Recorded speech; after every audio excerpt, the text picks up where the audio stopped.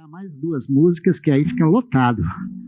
Glória a Deus, amém. Que bom, mais uma vez, que satisfação ver cada um dos irmãos aqui no nosso encontro Homens de Honra. Como dissemos no início, nós não tivemos o mês passado, já tínhamos acertado isso, mas o de hoje, aí o nosso irmão Itamar disse que vamos fazer 2 esse mês, mas eu acho que o de hoje vai valer por 2, não é? Eu quero convidar aqui o meu amigo, pastor Celso. Pastor Celso Ricardo. Irmãos, ele é um homem de Deus, ele é um homem de honra. Ele é pai do nosso querido Celcinho, pai da Rafaela, que também esteve aqui entre nós, e ele é casado com a pastora Silvana. Não, ele é casado com a Silvana, que também é pastora. Pastor Celso, ele pode se apresentar melhor. Ele é de São Paulo e já tem alguns anos aqui no Nordeste. Que bom, né? Que Deus trouxe a gente para cá, né? Aquele povo lá não sabe que é bom, não. Eu tenho um irmão que brinca comigo, ele diz assim: o que é que você fez para Deus te trazer para cá? Meu irmão pergunta. E pastor Celso, ele é pastor da igreja do Nazareno em Parque dos Coqueiros, uma igreja viva, vibrante, frutífera, uma igreja que tem aberto congregações. Pastor Celso, ele é um desafio. Recentemente nós levantamos uma oferta para Poço do Antônio, e pastor Celso, ele tem dado cobertura a essas congregações, além da igreja local, que tem sido a base ali do sustento, do apoio ao ministério todo e das congregações. E hoje à noite é um privilégio para nós tê-lo aqui ministrando. Obrigado, pastor Celso, que Deus te abençoe e te use. Graça e paz, irmãos. Amém? Que privilégio para mim poder estar aqui hoje, viu? Quando o pastor Gerson me fez o convite, eu confesso que veio primeiro a alegria, né, de ser convidado para estar aqui junto com vocês, podendo compartilhar um pouquinho da minha história, daquilo que Deus tem feito nas nossas vidas, mas também aquela preocupação, né? Eu estava saindo de casa hoje e falei assim: eu acho que eu não sei, acho que é o nervosismo, né? Aquele negócio assim por dentro, parece que... E eu cheguei, estava atrás do irmão Itamar ali, e eu falei: Jesus, não vai passar não esse negócio. Mas louvado seja Deus, irmãos. Amém? Vocês vieram para cá porque alguém disse para vocês que o pastor Celso era mágico? Tem alguém que sabia que eu era mágico aqui? É porque eu tive sexta-feira na igreja de Japi. A gente foi sexta-feira pela manhã e nós passamos o dia por lá. E o pastor Alcimar, quando foi apresentar as pessoas que foram com ele disse aqui, e veio comigo também Celso, está aqui. Ele é mágico. E eu falei, pastor, isso é forma do senhor me apresentar na igreja? Eu falei: o povo vai achar que eu sou um herege, né? Está aqui o pastor mágico. Eu falei: rapaz, o mágico parece que vem primeiro. Mas, irmãos, eu quero compartilhar um pouquinho. O pastor falou para mim compartilhar um pouco do testemunho. Eu estou com uma palavra no meu coração que eu quero compartilhar com os irmãos. E eu quero fazer a leitura desse texto. E eu trouxe uma mágica para me fazer para vocês. Eu não sei se eu faço antes ou eu faço depois. Eu vou fazer no final, né? Eu quero trabalhar o texto de Lucas, capítulo 5, a partir do verso 1. Agora são 8 horas, eu tenho aí uns 30, 35, 40 minutos, pastor. Lucas, capítulo 5, a partir do verso 1. Um texto bastante conhecido, que diz assim, ó: Certa vez, quando a multidão apertava Jesus para ouvir a palavra de Deus, ele estava junto ao lago de Genezaré e viu 2 barcos junto à praia do lago, mas os pescadores haviam descido deles e estavam lavando as redes.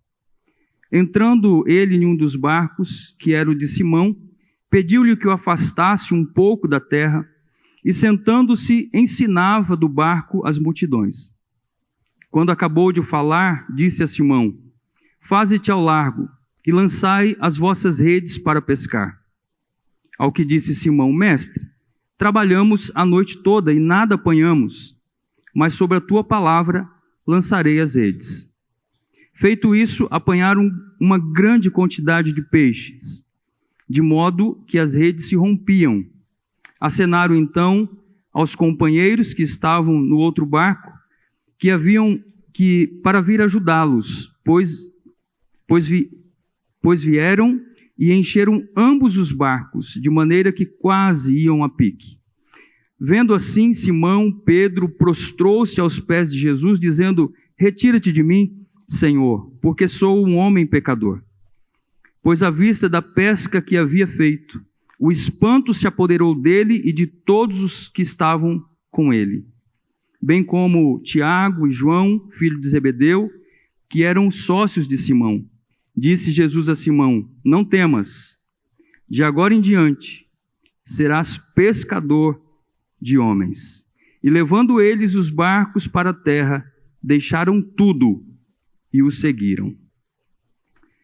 Louvado seja Deus, irmãos. Pai Santo, muito obrigado pela tua palavra que tem sido compartilhada nessa noite. Eu peço que o Senhor nos conduza nesse tempo de reflexão, de testemunho, que o teu Espírito Santo, ó Deus, esteja falando conosco nessa noite, porque o Senhor conhece cada coração. Conhece, ó Deus, cada um que saiu dos seus lares para vir para esse lugar, sabe como chegou aqui e o que precisa ouvir nessa noite. Então, que de alguma forma, Pai, eu possa ser um instrumento do Senhor na vida desses irmãos. Em nome de Jesus. Amém. Meus irmãos, eu estava sentado ali e lendo aquela frase de João 15,16. Vocês foram escolhidos para irem e darem frutos. E eu estava ali sentado e meditando nessa frase e pensando na palavra que eu vou compartilhar. E não tem como nós darmos frutos se primeiramente nós não formos tratados pelo Senhor. Para que nós possamos dar fruto, para que nós possamos fazer algo, nos envolvermos no reino de Deus, primeiro nós precisamos ser alcançados pelo reino de Deus. E eu sei que cada um de vocês, cada um de nós que estamos aqui, temos uma trajetória, uma história. E eu sempre digo para as pessoas que eu sou um dos improváveis. Eu sou um da qual o Senhor me alcançou pela graça, pura graça. Eu sei que cada um de nós que estamos aqui, mas quando eu olho para a minha história, para a minha realidade, eu vejo isso. Eu sou o filho mais velho de uma família. Minha mãe teve 3 filhos, 2 meninos e uma menina. E o meu pai, ele sempre foi envolvido com bar, com jogo. Ele bebia muito, tudo que ganhava, gastava. E a gente sofreu muito, eu quando criança. E tem um episódio que aconteceu na minha vida que marcou muito a minha história. Porque a partir desse episódio, houve muitos bloqueios na minha vida. Eu lembro que eu tinha por volta de uns 5 para 6 anos de idade, e eu estava estudando. Nessa época nós morávamos no Paraguai. E meu pai chegou para me buscar no colégio. A gente morava em um vilarejo lá, chamado Gleba 8. E não tinha nada, eram poucas casas espalhadas assim, e uma escolinha muito simples. E quando meu pai chegou, eu estava chorando, porque um garoto, um amiguinho, havia me batido. A gente se discutiu, não sei porquê, não lembro o motivo, mas eu estava chorando. E meu pai, quando chegou, como acho que todo pai hoje, né? Quando vê o filho chorando, talvez chega perto, abraça. O que aconteceu, meu filho? Põe no colo. Mas o meu pai, ele fez a reação dele para comigo foi algo que marcou a minha vida. Porque ele, quando chegou e me viu chorando, ele gritou comigo, pegou a minha bolsa, rasgou, quebrou os meus lápis, rasgou meus cadernos, e olhou bem dentro dos meus olhos e disse assim: você nunca mais vai estudar. E aquilo para mim, para uma criança de 6 anos de idade, talvez a gente contando assim parece coisa boba, mas aquilo para mim, meus irmãos, me causou um bloqueio tão grande na minha vida, que tudo que eu começava eu não conseguia concluir. Tudo que eu pegava para fazer, eu parava no meio do caminho. A gente estava falando aqui com o irmão Itamar, a gente estava conversando sobre o seminário. Tem formatura esse ano, né? Dia 9 de dezembro. Louvado seja Deus. E o meu seminário, eu levei quase 8 anos para me concluir. E eu louvo a Deus pela vida da minha esposa, que ela foi instrumento de Deus e tem sido instrumento de Deus na minha vida, até hoje. Porque eu ainda tenho e carrego comigo alguns bloqueios. Eu sou uma pessoa que eu pouco me expresso nas redes sociais, porque eu tenho pânico, não é pânico, mas medo de escrever. Medo de escrever errado, medo de fazer algo errado. Então, isso às vezes me bloqueia, e isso são lutas que eu enfrento. Mas em Cristo Jesus eu aprendi a vencer essas lutas. A gente, quando olha para um texto como esse, a gente vê aqui um texto lindo, falando de algo que Jesus fez. Um milagre na vida desses pescadores. Esses pescadores não eram nem discípulos. Eram homens pescadores, da qual Jesus convida eles para o ministério. Da qual Jesus chama eles para algo que Jesus queria fazer na vida deles. Eu creio que esses homens também tinham temores, medos, pânicos, né? Situações que muitas vezes paralisavam eles. E imagina, eu não sei quantos de vocês já pescaram. Eu gosto de pescar de vez em quando. Eu tenho um molinetezinho, de vez em quando eu vou para a beira da praia ali. O irmão Carlos também gosta, né? E eu fico lá jogando minha linha e puxando, né? Esses dias eu fui, não peguei nada, rapaz. Aí quando eu vinha saindo, os caras estavam pescando de tarrafa. Aí eu falei, posso olhar? Ele falou, pode, leva o balde para nós. Eu falei, bênção. E eu fiquei carregando o balde de um lado para o outro. Aí quando foi mais ou menos umas 10h30 da manhã, eu falei assim, cara, eu estou indo lá, viu? Ele falou, você não vai de mão vazia não, vai levar o peixe para casa hoje. Aí pegou o meu embornar, a mochila, a bolsa que eu levei, estava seca, né? E ele encheu de peixe. E aí eu tirei uma foto e mandei para minha esposa, falei assim, olha, prepara aí que o negócio hoje vai ser... Né? Então aí o negócio não é você saber pescar, é você andar com quem sabe, né? Que aí você tem o peixe. Mas esses irmãos, eles estavam ali, tentaram a noite toda, mas não pegaram nada. Mas o que me chamou a atenção no versículo 1 foi justamente a questão de Jesus. Certa vez, quando a multidão apertava Jesus para ouvir a palavra de Deus. Irmãos, eu tenho uma coisa que eu tenho aprendido. A libertação das nossas vidas, ela vem através da palavra de Deus. Ouvir a palavra de Deus, vem a fé. Mas quanto mais nós conhecemos da palavra, mais nós somos libertos das nossas mazelas, dos nossos pecados. Eu me converti com 26 anos de idade, na Paraíba. E foi interessante porque eu, quando me mudei para Paraíba, já faz 22 anos que nós moramos aqui no Nordeste. E quando eu cheguei na Paraíba, em final de 2001, acho que é isso mesmo. Celso nasceu em 2002, né? Já nasceu aqui. Então, eu cheguei em 2001. E eu fui congregar na igreja do Nazareno, no bairro de Bodocongó. Era uma igreja bem pequenininha. Só que eu morava no Morro Branco, no Alto Branco, aliás, perto do Ceasa. E ficava muito distante. E aí nós fomos congregar numa Assembleia de Deus, bem pertinho de casa. Pastor Rivaldo, já é falecido hoje. E eu aprendi muito com esse homem, Pastor Rivaldo. A minha conversão se deu lá nessa Assembleia de Deus. E foi tão interessante porque o meu chamado por pastorado, ele veio junto com a minha conversão. Quando eu entreguei a minha vida para Jesus, foi instantâneo o desejo de me envolver na obra do Senhor. Um ano depois nós mudamos para Natal, eu entrei no seminário da Igreja do Nazareno, porque nós já conhecíamos a Igreja do Nazareno de Campinas. A minha esposa já era da Igreja do Nazareno de Campinas. E de Indaiatuba, né? Então, quando a gente veio para cá, nós ingressamos no Seminário Nazareno e vamos congregar na Igreja do Nazareno aqui. Estava a transição do pastor Soares para o pastor Orlando, né? Na Xavier da Silveira. Então, eu ainda peguei essa transição. E foi tão interessante porque, junto com a minha conversão, com o mover da qual Deus fez na minha vida, eu comecei a ser transformado pela palavra.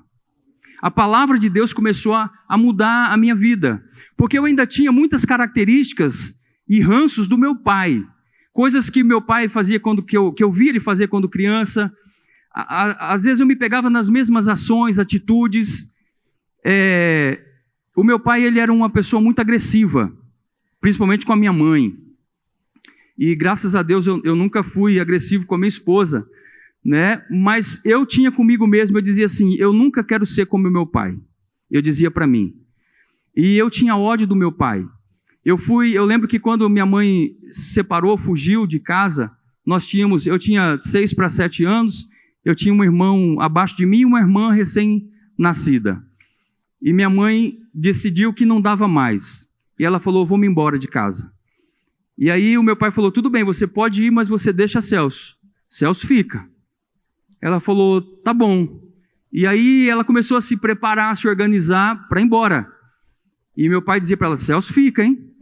E ela aproveitou quando meu pai saiu por uma noitada de jogo, e ele chegou em casa bêbado, e quando ele caiu na cama, minha mãe ainda com a lanterna clareou assim no rosto dele, para ver se ele estava dormindo mesmo, pegou os 3 filhos, já havia acertado com um taxista paraguaio que morava vizinho, e falou, tu me leva?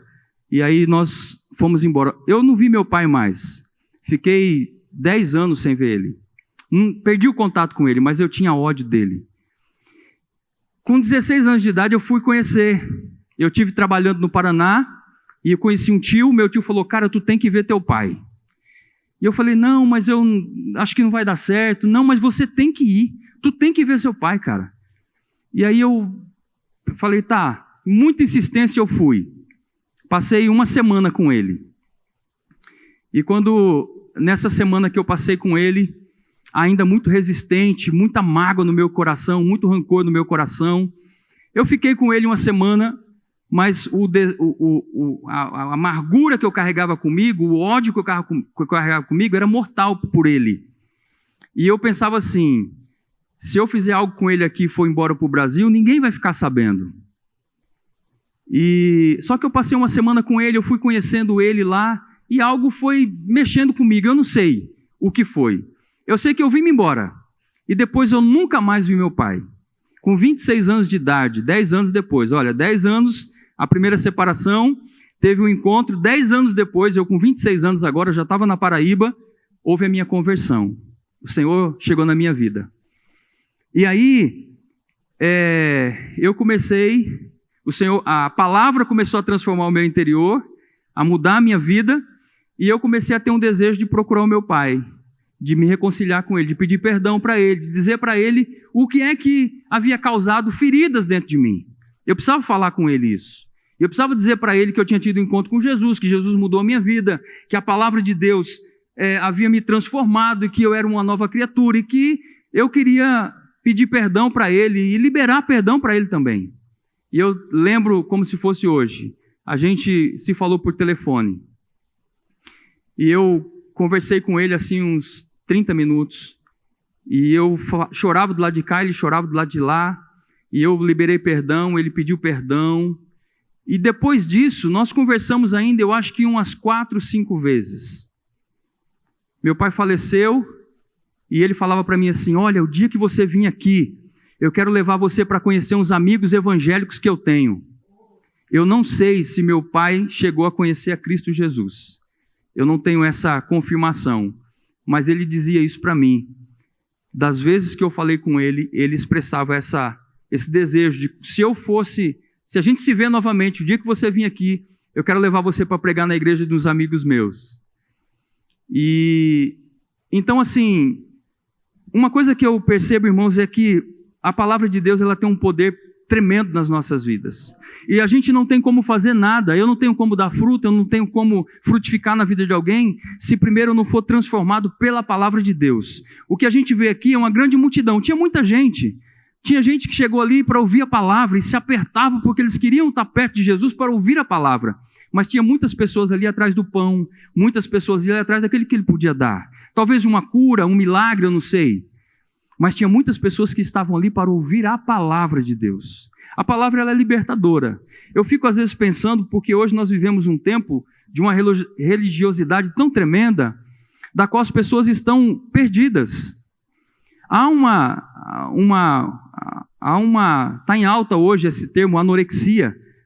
É uma doença, né? As pessoas que se olha e se enxerga gorda, mas às vezes a pessoa é magrérriga, mas ela se enxerga gorda. E eu estava lendo sobre isso. A anorexia, ela aumenta o desejo por suicídio 12 vezes. Você sabia disso? Aumenta em 12 vezes o desejo por suicídio, uma pessoa que sofre de anorexia. Essa pessoa, ela não gosta do alimento, como ela retém o alimento. Se ela come, com poucas horas, ela precisa pôr aquilo para fora, para não dar tempo do seu corpo reter os nutrientes da qual o corpo precisa. E aquela pessoa vai se enfraquecendo a ponto do seu corpo entrar em colapso. Ela não consegue mais e ela vem a óbito. A gente teve uma modelo muito conhecida que morreu em 2007, foi daí que começou a onda da anorexia, a explosão, né, que começou mesmo a ser conhecida essa doença, porque até então a mídia, as grandes revistas não se falava nisso. Mas quando essa primeira modelo em 2007 ela veio a óbito, a doença se proliferou, as pessoas começaram a falar muito e dar muita ênfase nisso. Mas eu vejo que muitas vezes no nosso meio, como igreja, eu vejo que muitas vezes nós estamos como crentes anorexos espirituais, porque nós não absorvemos a palavra. Muitas vezes nós ouvimos a palavra, mas não permitimos que aquela palavra transforme o nosso interior, que aquela palavra faça mudança em nossas vidas, porque não adianta eu simplesmente ouvir a palavra e eu não pôr essa palavra em prática na minha vida. Eu preciso pôr em prática a palavra de Deus, porque a palavra de Deus ela vai me transformando, ela vai me mudando, me moldando e me deixando a estatura do varão perfeito, para que eu possa produzir frutos. Levar outras pessoas a desejar viver como eu, andar como eu, né? Porque agora eu estou ligado na videira, e se eu estou ligado na videira, eu reflito agora Cristo, e a pessoa de Cristo Jesus é que vai estar fazendo esse processo na minha vida. Uma coisa que eu percebo também aqui nesse texto, no versos 5 e 6, é a experiência que aqueles homens tiveram do poder de Deus. Quando Jesus, ele entra naquele barco, ele prega para as multidões, o texto vai dizer que pouco tempo depois, Jesus vira e diz uma palavra para Pedro. E ele fala, olha, vá-te à parte funda do lago e joga as redes.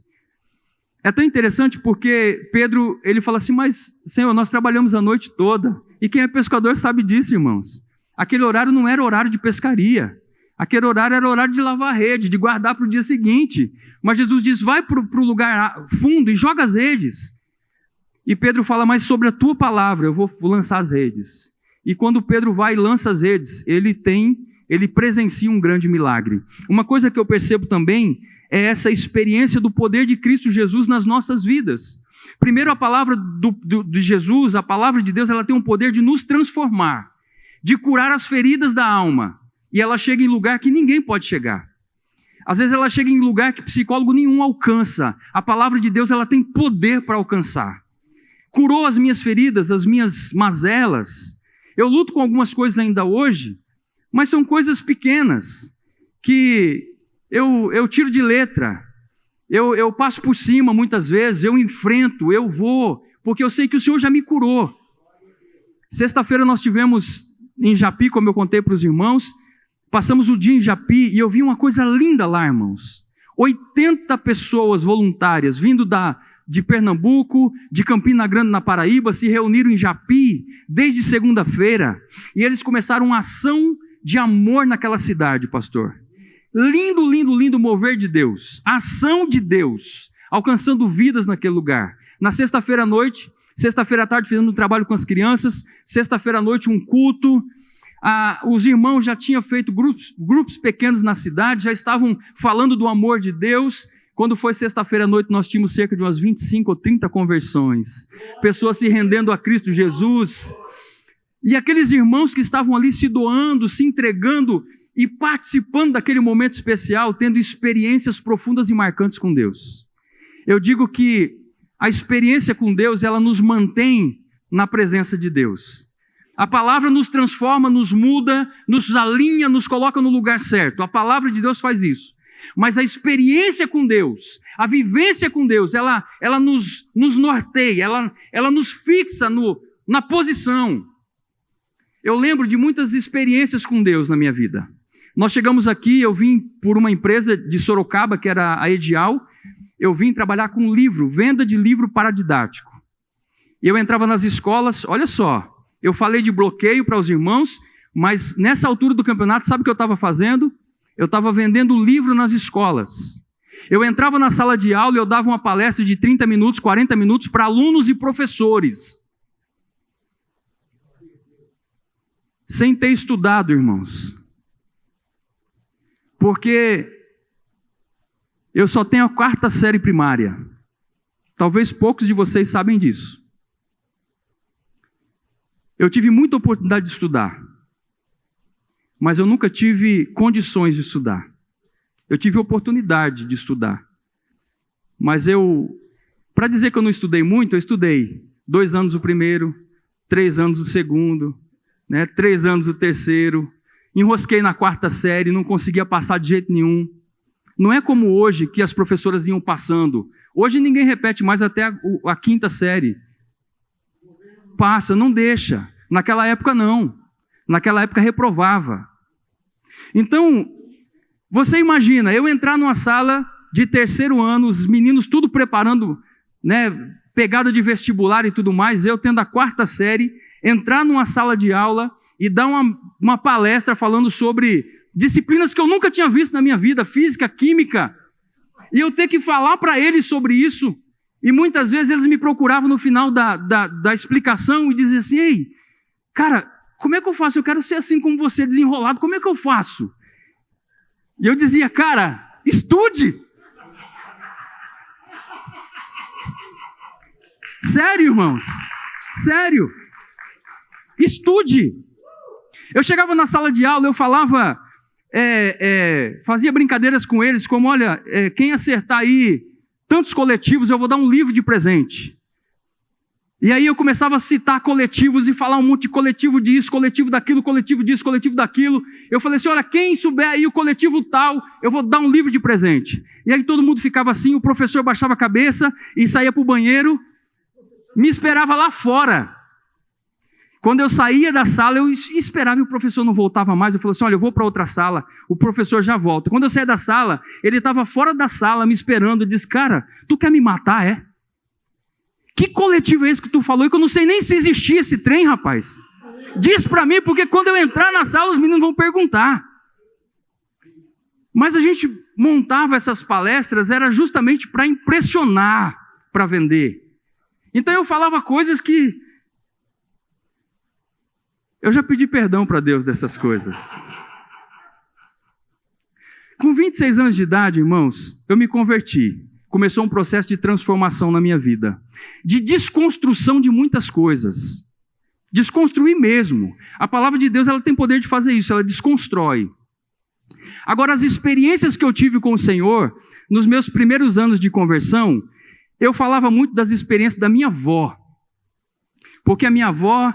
ela foi uma guerreira e eu entendo hoje que a transformação da qual Deus fez na minha vida, eu devo muito às orações da minha avó.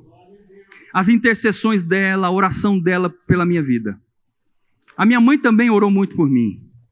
Mas a minha avó, eu convivi muito tempo com ela. E eu acordava muitas vezes, a minha avó acordava assim, de 5 horas da manhã, e eu dormia, morava na casa dela, dormia na sala dela, numa cama que tinha assim, e ela passava do quarto para a cozinha. E ela passava e batia assim no meu pé, pegava no meu dedão e me sacoalhava assim, e dizia assim, pato cagou é dia. E ia para a cozinha. E aí eu só vou entender depois que pato cagou é dia. Você já ouviu essa expressão? Diz que a primeira coisa que um pato faz quando ele acorda, ele caga. Primeira coisa, diz que quando o pato acorda, ele faz... ele caga e acorda. Por isso que a minha avó pegava no meu pé e dizia assim, ei, pato cagou é dia, né? Levanta, 5 horas da manhã. E aí, quando eu levantava, depois de 6 horas, 6 e pouco, minha avó estava na quina da mesa, lendo a Bíblia e orando pelos netos e pelos filhos. E eu lembro disso. Então, nos primeiros anos da minha conversão, eu falava muito das experiências da minha avó, as histórias que a minha avó contava, as experiências que a minha avó contava, e eu me agarrava nisso. Às vezes vocês conhecem o sistema de Assembleia de Deus, a gente estava no culto, o pastor falou assim, eu quero convidar o irmão Celso para vir dar uma saudação. E aquele negócio ai meu Deus, e agora? E eu tinha sempre que ter um texto, né, decorado para você chegar lá, e aquele negócio consumia a gente, eu ia lá para lá e falava o texto e tal. E aí, por que foi que eu falei isso? Sistema Assembleiano de Deus, né? Pois é. Mas eu ia falar, da minha avó, cara, das experiências da minha avó. Pois é. Não é idade não, porque eu sou um cara novo, apesar de ter barba branca. Mas, irmãos, na Assembleia de Deus tinha essa questão, né, de você preparar sempre uma reflexão para você poder falar. Mas eu estava falando das experiências, né? E aí, como eu não tinha experiência, eu contava as experiências da minha avó. Né? Às vezes eu falava alguma coisa, citava minha avó. Mas depois dos meus primeiros anos de caminhada com o Senhor Jesus, quando a gente mudou de Campina Grande para Natal, eu comecei a ter muitas experiências com Deus. A empresa quebrou, voltou para São Paulo, me convidou para voltar, eu disse, não vou ficar. E nós ficamos, eu sem trabalho, Celso Júnior recém-nascido, Rafinha ainda tinha 4, 5 aninhos, e foi uma luta muito grande. E nós passávamos uns apertos assim, coisa tremenda mesmo. E eu lembro que uma vez a gente estava saindo de casa, para nós irmos para a escola dominical, aqui na Xavier da Silveira. E eu participava da junta da igreja. E aí, depois da escola bíblica, ia ter reunião da junta com o pastor Orlando. E eu estava lá pela manhã, na escola dominical, minha esposa também. E só que no sábado anterior, isso foi no domingo de manhã, no sábado, teve um batismo na igreja. E o pastor e as pessoas convidaram outras pessoas para participar desse batismo. A igreja tinha tanque batismal. Parece que o batismo não era nem de irmãos da igreja, parece que era da congregação, da esperança, uma coisa assim. E aí nós estávamos ali, nesse batismo, e chegou uma senhora e ela ofereceu o cachorro-quente para mim, ofereceu o cachorro-quente para minha esposa, comprou um cachorro-quente para a Rafaela, e quando a gente terminou o culto e tal, a gente foi embora, minha esposa compartilhou comigo. E eu falei, ela também ofereceu para mim e tudo mais. Passou. Quando foi no domingo de manhã, a gente estava na escola dominical, minha esposa sentada assistindo aula com o pastor Orlando, eu estava dando aula para os adolescentes, e de repente, no meio da aula, finalizando a aula já, para um carro na frente da igreja, desce uma senhora, quem era?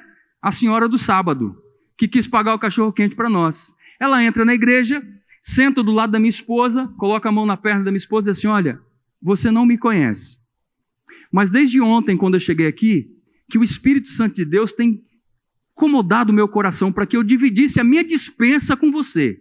Eu não sei o que você está passando, eu não sei o que você está enfrentando, mas tudo que eu tenho, tudo que eu tinha em casa, eu te dividi no meio e trouxe, está na mala do carro, onde é que você mora? Eu tenho que deixar isso lá.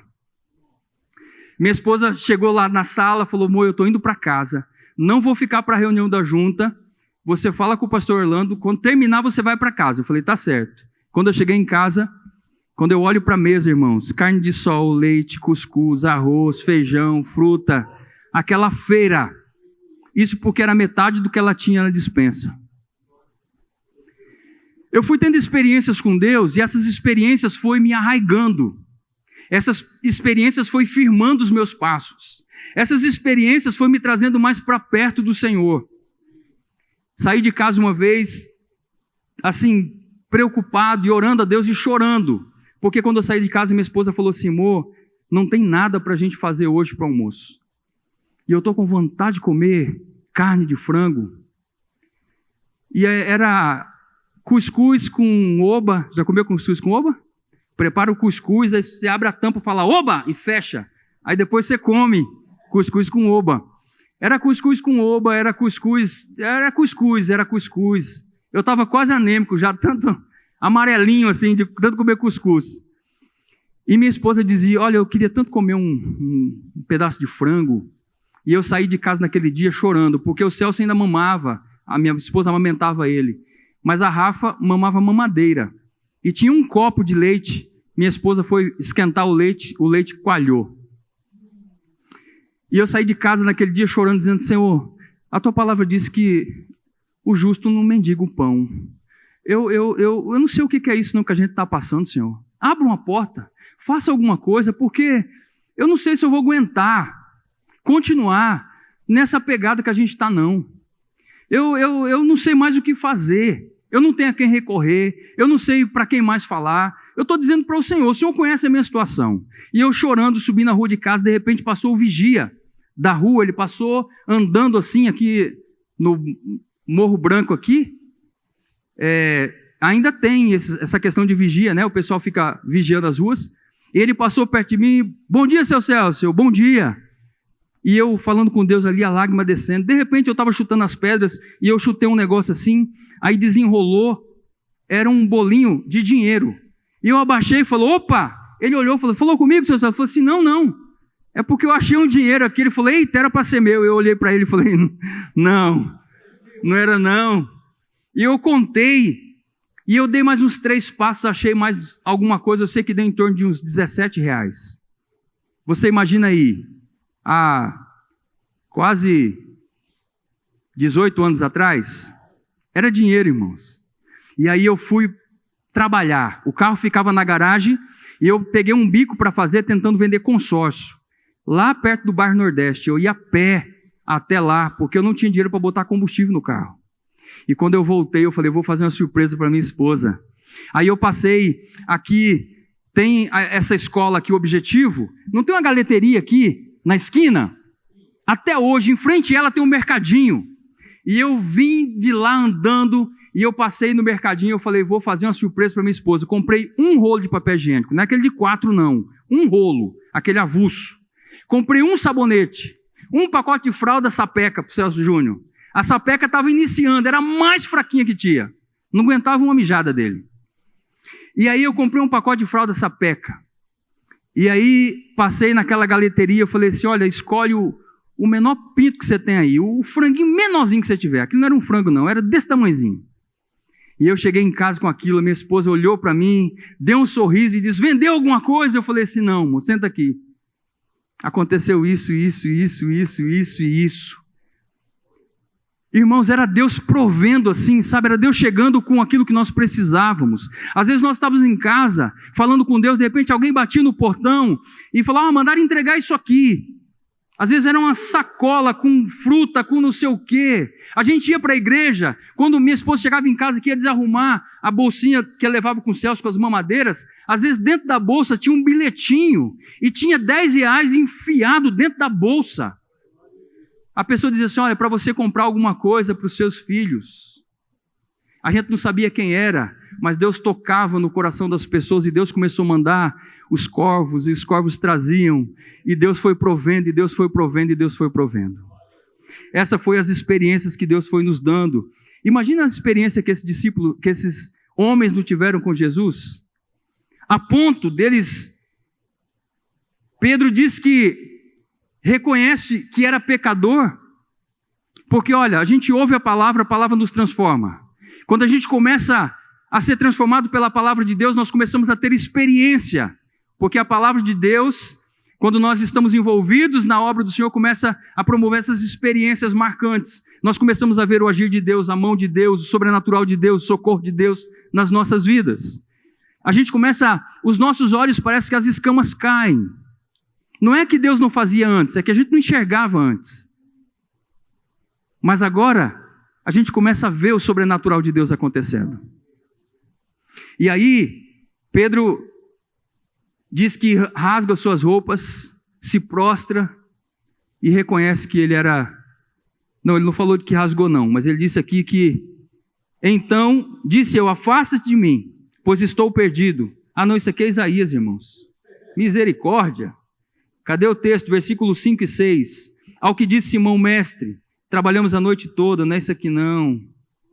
Pulei, eu não sei nem onde eu estou mais, irmão. Versículo 8. Vendo isso, Simão Pedro prostrou-se aos pés de Jesus, dizendo: retira-te de mim, Senhor, porque sou um homem pecador. Quando a gente conhece a palavra de Deus, que a palavra de Deus começa a nos transformar, a gente começa a ter experiência com Deus, a gente começa a olhar para dentro de nós e falar: Senhor, é pura graça e misericórdia.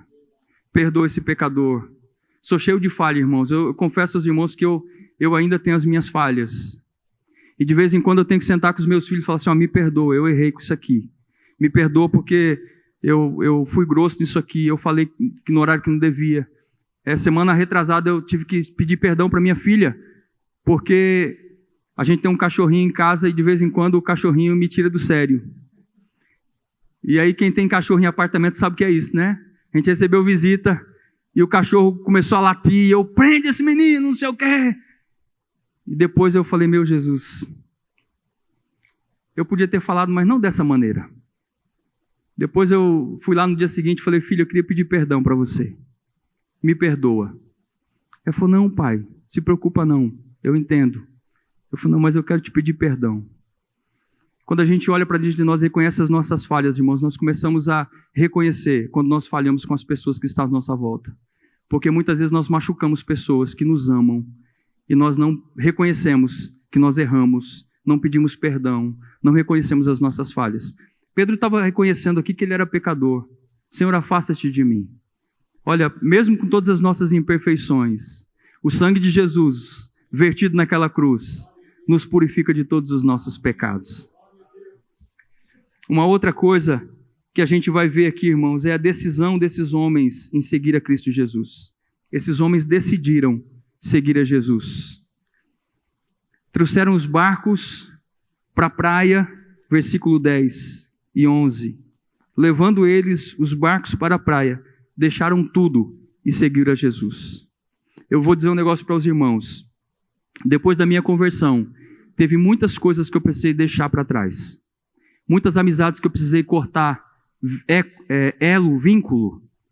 Muitas pessoas que dava tapinha nas costas, dizia ser meu amigo, mas por trás de mim tramava contra mim.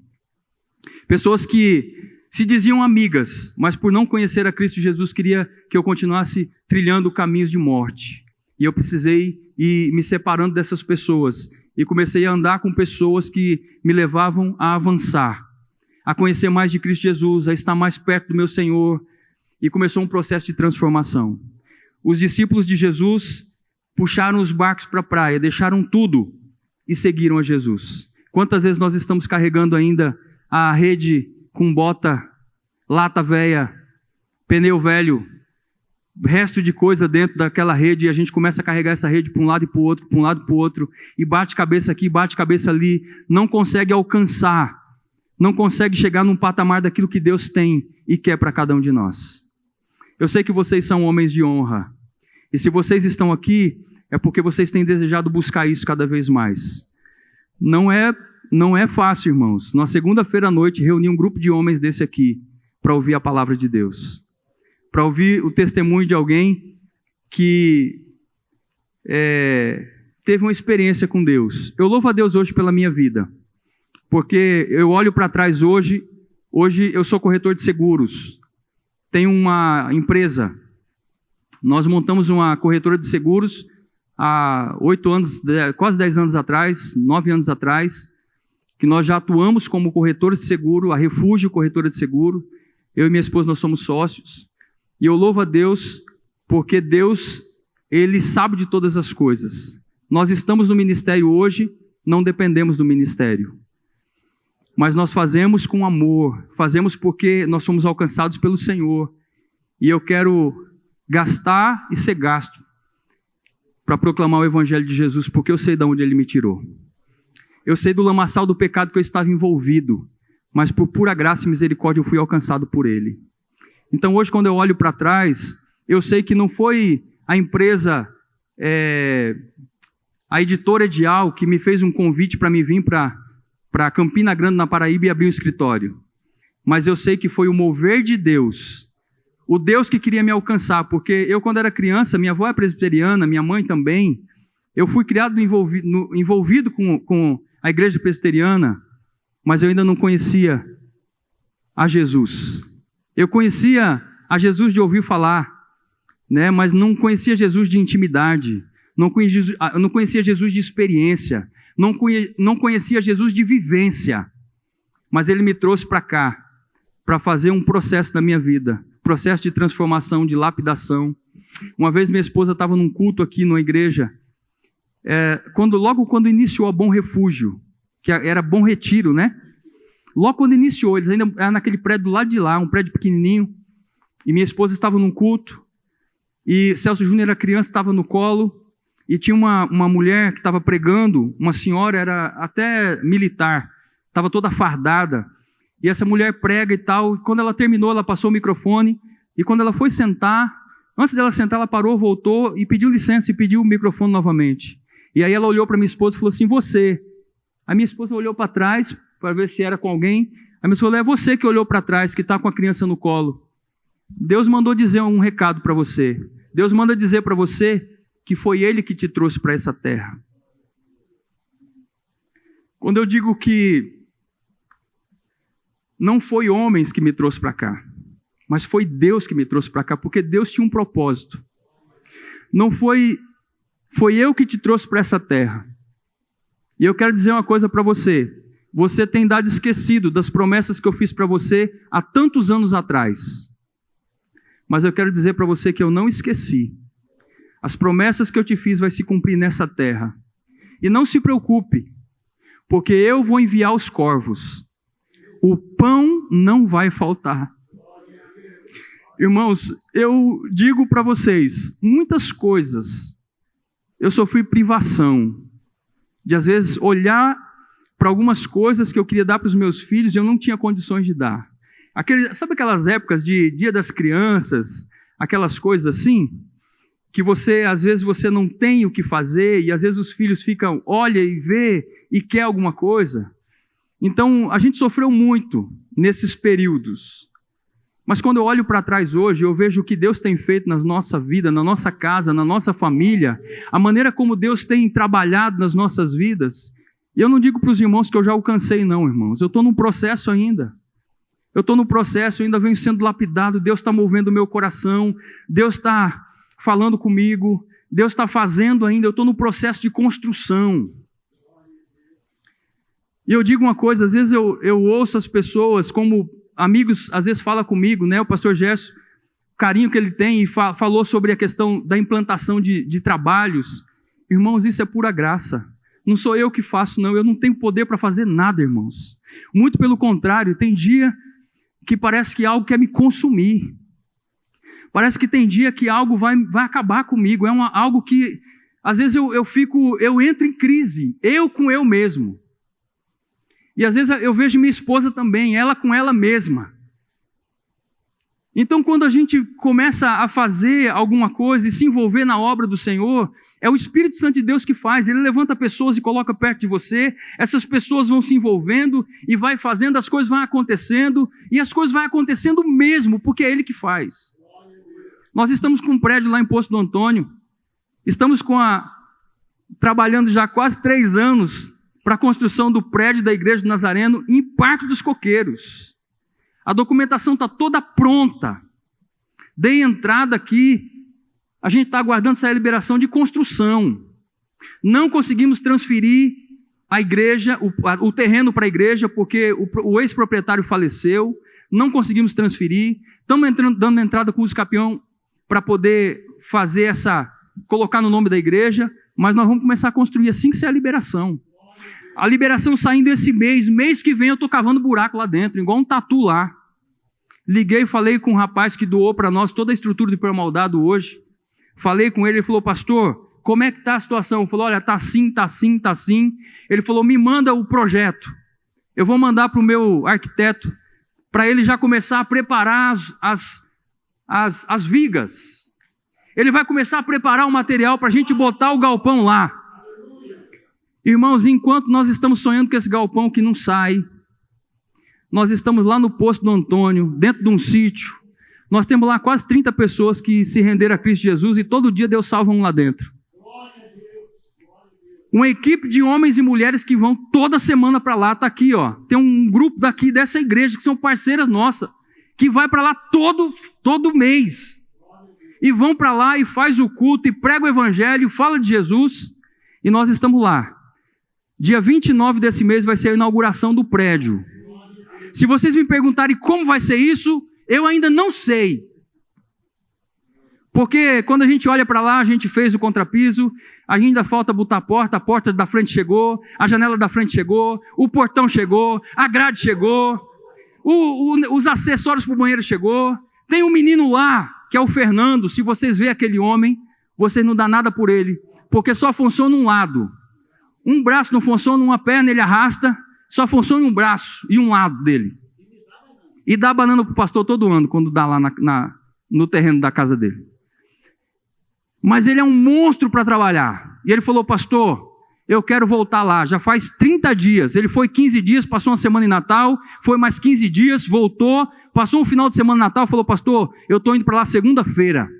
Eu só volto na inauguração do prédio. Ele está trabalhando sozinho, irmão. Sabe por quê? Porque a gente não tem recurso para pagar um servente para ele, para ajudar ele. Mas antes de vir para cá, eu recebi uma oferta. Vou ligar para o menino amanhã, que trabalhou como servente lá 15 dias atrás, para ele ir para lá a partir de amanhã, para trabalhar com o Fernando, porque dia 29 nós vamos inaugurar o novo templo da igreja lá. E todos vocês estão convidados para ir lá e a gente fazer uma grande festa. Não vai caber todo mundo lá dentro, mas vocês ficam para o lado de fora dando glória a Deus e aleluia, e vocês veem o mover que Deus vai fazer naquele lugar. Então, olha só. Entenda uma coisa, nós precisamos ser transformados pela palavra de Deus, nós precisamos ter experiência com Cristo, é a experiência pessoal, não é da avó, do tio, da mãe, do vizinho, é a sua experiência com Ele. Nós precisamos ter consciência que nós somos pecadores, não somos merecedores, mas por pura graça nós fomos alcançados por Deus. E nós precisamos entender que nós precisamos seguir a Cristo sem temor. Não tenha medo, irmãos, dê um passo em direção ao Senhor. Eu tenho certeza e convicção do que eu estou falando. Ele vai chegar com graça na sua vida. Eu não sei o que é que você tem passado, mas uma coisa eu sei. O meu Deus é poderoso para fazer infinitamente mais. Infinitamente mais. Hoje eu sou empresário. Quando eu cheguei aqui nessa terra, eu cheguei precisando de corvos para me sustentar. Eu louvo a Deus porque hoje eu posso ajudar pessoas, assim como eu fui ajudado. Então, irmãos, não é impossível para o nosso Deus, não. Amém? Deus é muito bom. Eu preparei um negócio aqui, ó. Pastor, mais 5 minutos eu encerro. Tá bom? Bem rapidinho. Eu trouxe isso aqui, ó. Isso aqui é um material, na época das vacas magras.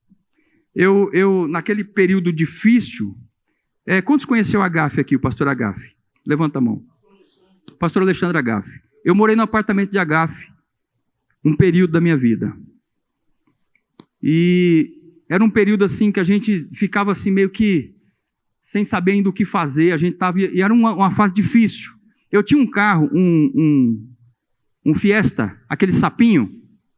Ele tinha umas entradas de ar, não era ar-condicionado não, irmãos. Era entrada de ar mesmo no assoalho. Que quando você passava dia de chuva naquelas poças, fazia... Aquela água espirrava para dentro. Minha esposa andava com os pés no buraco. E esse carro vivia no conserto. Então era uma luta grande que a gente passou. E um dia levei minha filha para comer batata frita no Mac. Sentou eu, minha esposa e a Rafinha no McDonald's. Celso Júnior era recém-nascido, não comia nada, só mamava. E eu ganhei um dinheirinho e eu falei, a Rafa ama batata frita. Eu levei ela para comer batata frita no Mac. E a gente sentou lá, e eu estava sentado no Mac, ela comendo a batata frita, e na bandeja da batata frita vem uns papéis com joguinhos. E de repente eu encontrei esse joguinho aqui. Só que na minha infância eu conhecia esse joguinho como número de mágica.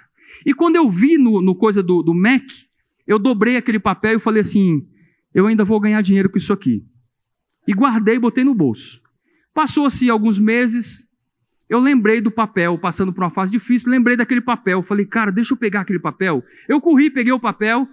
Aí eu procurei um amigo meu, que manjava de internet, falei, cara, eu preciso que você transforme isso aqui em cartelas. Aí ele transformou. Só que ele fez um negócio todo preto e branco. Transformei nas cartelas em preto e branco. E ele pegou, eu dei o nome de matemática maluca. Porque eu tinha trabalhado na época com um livro de um professor chamado Jonofon Seratz. Era um professor de matemática. E eu coloquei o nome do joguinho de matemática maluca. Aí, o que esse jogo faz? Com esse jogo eu consigo adivinhar a idade das pessoas ou o número. Se você pensar em um número, eu consigo descobrir o número que você pensou. Aí, o que eu fazia com isso aqui? Eu comprava papel cartão, ia numa lan house, mandava o cara imprimir no papel cartão. Aí eu trazia para casa aquele monte de folha de papel cartão. Aí eu, com as crianças, fazia uma força-tarefa Silvana, recortava, embalava, e no dia seguinte eu ia para as escolas. Eu já tinha trabalhado em escola, entrava como jogo pedagógico. A professora deixava eu entrar na sala de aula e fazer a divulgação do Matemática Maluca, é um jogo pedagógico. Vai ensinar a criança a fazer conta de cabeça. Ela precisa chegar no resultado. E para isso, e aí eu comecei a vender. Uma vez o pastor Simar tomando café em casa falou assim, Celso, por que é que você não faz isso numa gráfica, cara, para ficar um negócio organizado? Eu falei, pastor, é só porque eu não tenho dinheiro. Ele falou, vamos fazer o seguinte, eu também não tenho não, mas eu tenho um cheque, não serve não? A gráfica não divide? Eu falei, divide. Você não está vendendo? Eu falei, tô. Ele falou, pronto. Aí eu arrumei um amigo na NASA Sul, acho que é Glauco. Ele fez o design do jogo para mim. Eu passei para ele o que eu queria e ele montou o design do jogo. São 6 cartelas. E aí eu fui para a gráfica, fiz 6.000 jogos. R$800. Dividi em 3 cheques. O pastor Alcimar passou os cheques e eu paguei todos os cheques vendendo matemática maluca. Vendi os 6.000 jogos. A R$2. Faturei R$12.000. Olha, Deus ele é tão tremendo que ele lhe dá ideias. Aí, o que foi que eu fiz? Fiz a primeira tiragem, vendi 6.000 jogos. Depois as coisas começaram a melhorar, as coisas foram ficando melhor. Eu comecei a fazer esses jogos agora para projetos sociais. Montei esse joguinho aqui, ó. SOS Pastores no Sertão. Eu montei 6.000 jogos desse para vender e o recurso ser usado para ajudar pastores que estão no sertão, a gente levar ação social, fazer trabalhos. E aí o que eu fiz? Lembrei desses jogos. A gente está construindo a igreja lá no sítio, lembrei que eu tinha ainda sobrado em casa, acho que mais ou menos uns 2.000 jogos desse. Eu falei, cara, eu vou vender isso aqui para nós construir lá. Estou precisando de dinheiro. Aí eu estou vendendo esse material aqui, ó.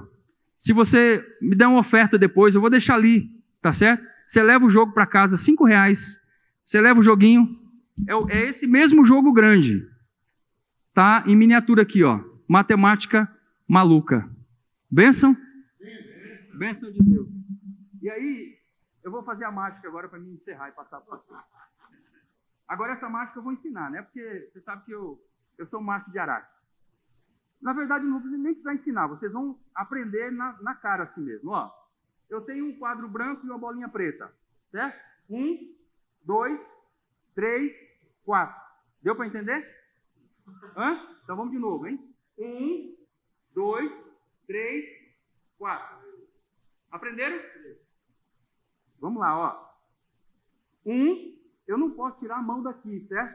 Porque eu já começo com 2 bolinhas, né? Então quando eu faço assim, ó, 2, eu também não posso tirar a mão daqui, certo? Por quê? Porque tem 3. Você entendeu? Então, quando eu faço assim, eu digo que tem 3. Se eu tirar a mão daqui, as pessoas vão perceber que tem 3, não é isso? É verdade. Porque daí, quando o cara fala para mim assim, não, mas você disse que tinha 2 e não tinha 1, e agora? Ah, porque eu sou mágico. E quando você fala que tem 4, mas você sabe que não tem 4, você tem que provar que tem 4 sim. Né? Mas depois ele vira 5. E também pode virar 6. E aí se você não entendeu nada, a gente pode fazer um teste. Eu acho que você não está enxergando alguma coisa. Mas a gente pode depois conversar sobre isso. Tá certo? Então eu quero agradecer aos irmãos. Agradeço a vida do pastor Gerson pela oportunidade de poder estar com vocês. Né? Mas a brincadeira é 1, 2, 3, 4. Tá, irmãos? Muito bem, meus irmãos.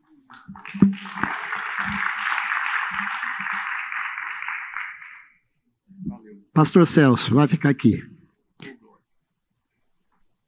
Irmãos, eu estou encantado com o testemunho do pastor Celso.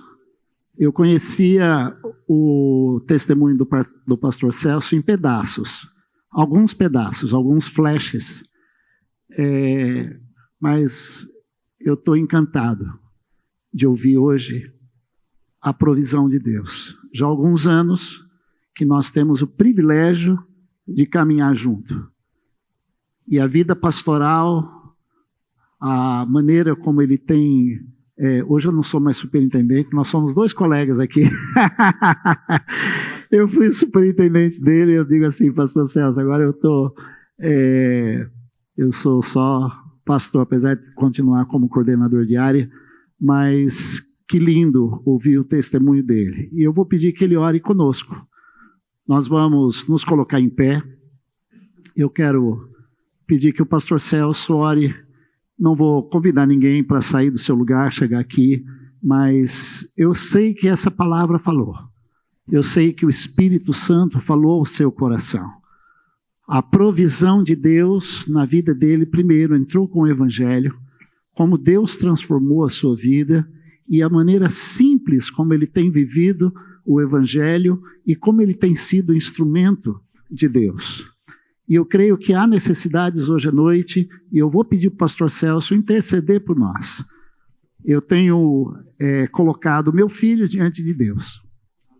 Eu tive o privilégio hoje de sentar com o pastor Silael, e Deus tem nos dado assim, na nossa equipe pastoral, a gente tem vivido um tempo, né, nós temos aqui grupos de comunhão na igreja, os GIs, e graças a Deus, na nossa equipe pastoral, a gente tem tido o privilégio de abrir o coração um com o outro e compartilhar. E hoje de manhã, o pastor Silael, nós estávamos fazendo um trabalho juntos, na verdade ele que estava fazendo, e eu abri meu coração com ele, foi tão bom, foi muito gostoso, e eu tenho orado pela conversão do meu filho.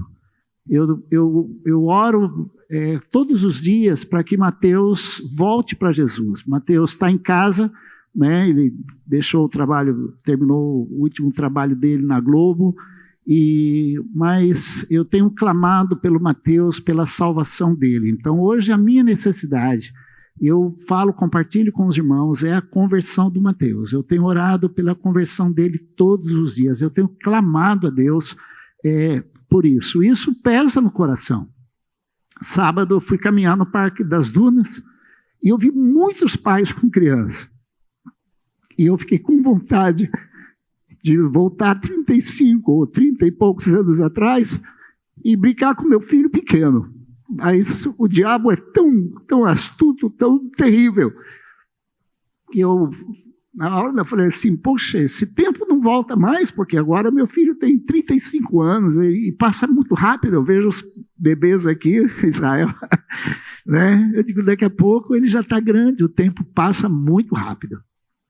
Mas aí veio aquele, né, falando assim, poxa, mas você nunca mais vai ter essa oportunidade. E, de repente, uma tristeza tomou conta do meu coração, mas, ao mesmo tempo, Deus veio com consolo, né, dizendo, não, o tempo é meu. Então, eu creio, todos nós aqui temos necessidade. E eu quero pedir que o pastor Celso ore conosco nesse momento, nesse encontro lindo, e nessa palavra, nesse testemunho que ele deu, para que Deus abençoe o seu coração. Não sei qual é a sua necessidade, mas Deus vai nos ouvir, em nome de Jesus. Pastor Celso, ore conosco.